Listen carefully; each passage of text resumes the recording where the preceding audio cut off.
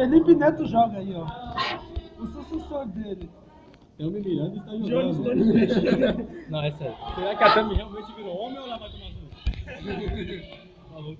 É José. Aí você bota o vídeo pro que a famosa Tami vir em cima de mim. Ela não sabe quem é que tá falando mesmo, não tá vendo minha cara. Felipe, chamado Raj.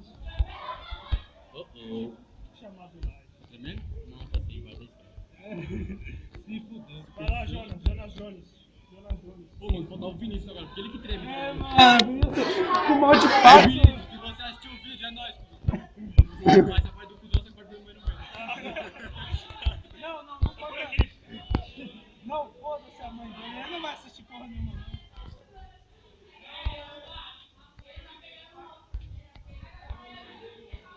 Amanhã tem mais, né? Vai trazer outro no jogo. Cada dia é um jogo novo aí, galera. E o jogo negócio fazendo intervalo. É.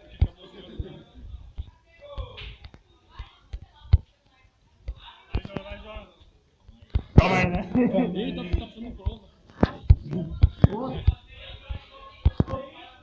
E pra que essa prova de escola, sendo que a gente tá fazendo uma prova de vida aqui? É, mano. Caralho. É de vida ou morte essa prova. Passa de novo, é isso?